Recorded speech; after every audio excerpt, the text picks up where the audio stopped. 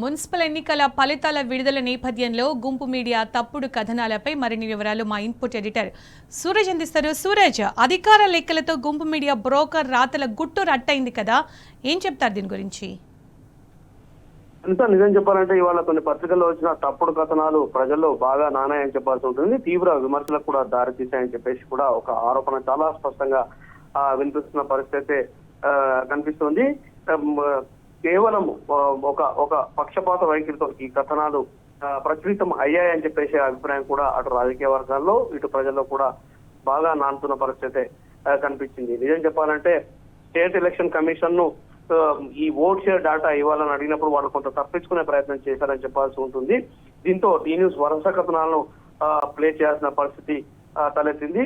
అధికారులను అప్రోచ్ అయినప్పుడు ఈ ఓట్ షేర్ సంబంధించిన డేటా ఏ పార్టీకి ఎంత పర్సెంటేజ్ ఓట్స్ వచ్చాయి, ఎన్ని ఓట్లు పోలయ్యాయని ఒక డేటా విడుదల చేయాలని చెప్పేసి అడిగినప్పుడు వాళ్ళు సెంటర్ ఫర్ గుడ్ గవర్నెన్స్ పైన నేపాన్ని నెట్టే ప్రయత్నం చేసిన పరిస్థితి కనిపించింది. దీన్నే టీ న్యూస్ ఎండకట్టిన విషయం తెలిసిందే. ఈ నేపథ్యంలోనే వెంటనే స్పందించిన రాష్ట్ర ఎన్నికల సంఘం ఓట్ షేర్ డేటాను విడుదల చేసిన పరిస్థితి కనిపిస్తుంది.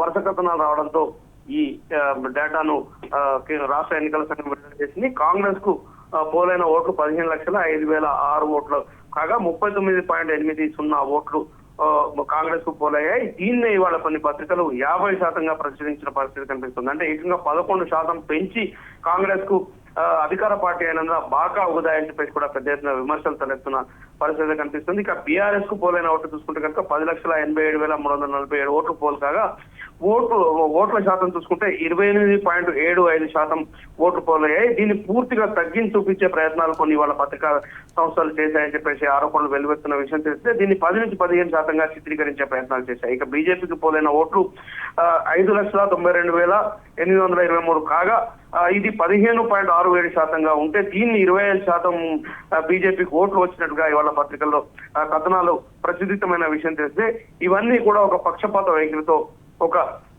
నిర్దిష్టమైన టార్గెట్ గా ఈ కథనం ప్రచురితమైందని చెప్పేసి ఆరోపణలు వెలువెత్తున్న పరిస్థితి కనిపిస్తుంది. ఇక ఇండిపెండెంట్ ఇలా చూసుకుంటే కనుక 3,14,096 ఓట్లు పోలవగా 8.3% ఈ ఓట్ల సరళి ఉందని చెప్పాల్సి ఉంటుంది.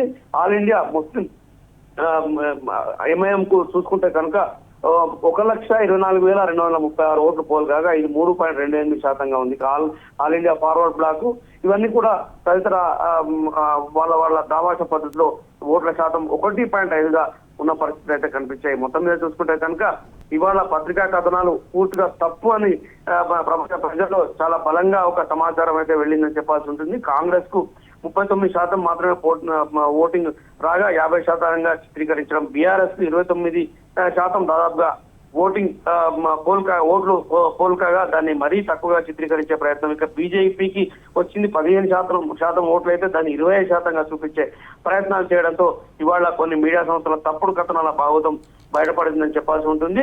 కేవలం 15% మాత్రమే బీఆర్ఎస్ కు ఓట్లు వచ్చాయని చెప్పేసి ఒక తప్పుడు కథనాన్ని ఇవాళ కొన్ని ప్రధాన పత్రికలు పబ్లిష్ చేయడం పైన కూడా రాజకీయ విమర్శలు తలెత్తున్నాయని చెప్పాల్సి ఉంటుంది. ఇవాళ పేపర్లో వేసిన తప్పుడు కథనాలపై ఆ పత్రికలు ఏం సమాధానం చెప్తాయని చెప్పేసి కూడా వీటిలో అంటే ఒక విశ్వసనీయత లేని సమాచారం ఇచ్చి ప్రజలను తప్పుతో పట్టించిన పత్రికలు ఇవాళ ప్రజలకు ఏం సమాధానం చెప్తాయి? ప్రధానంగా ఆంధ్రజ్యోతి, ఏబిఎన్ లాంటి సంస్థలకు సంబంధించిన సంస్థలు కావచ్చు, ఆ సంస్థలకు సంబంధించిన ఎండి కావచ్చు, ఇవాళ ప్రజలకు తప్పుడు సమాచారం ఇచ్చినందుకు ఎలాంటి సమాధానం చెప్తాయని చెప్పేసి కూడా రాజకీయ విమర్శలు పెద్ద ఎత్తున తలెత్తున పరిస్థితి కనిపిస్తుంది. ఖచ్చితమైన వివరాలు లేకుండా కాంగ్రెస్ కి ఏకాఏకి 50% ఓట్లు వచ్చాయని చెప్పడం, అధికార పార్టీకి బాగా ఊదలమైన అభిప్రాయాలు కూడా చాలా స్పష్టంగా వినిపిస్తున్నాయి. తీరా ఈ రాష్ట్ర ఎన్నికల సంఘం ఇచ్చిన లెక్కలు చూశాక అసలు నిజం బయటపడింది. కాంగ్రెస్ కు వచ్చింది కేవలం 39% ఓట్లే అని తేటతెల్లమైంది. అంటే 11% ఓట్లను పెంచి చూపించే ప్రయత్నం దేనికి సంకేతం అని చెప్పేసి కూడా ఒక ప్రశ్న తలెత్తుంది. ఈసీ ఫలితాలతో ఈ తప్పుడు రాతల భాగవతం మరోసారి బయటపడిందన్న వాదనలు జనంలోనే గట్టిగా వినిపిస్తున్నాయి. Right Suraj, thank you. ఇప్పుడు ఒక స్పష్టత వచ్చిందంటారు కదా సూరజ్?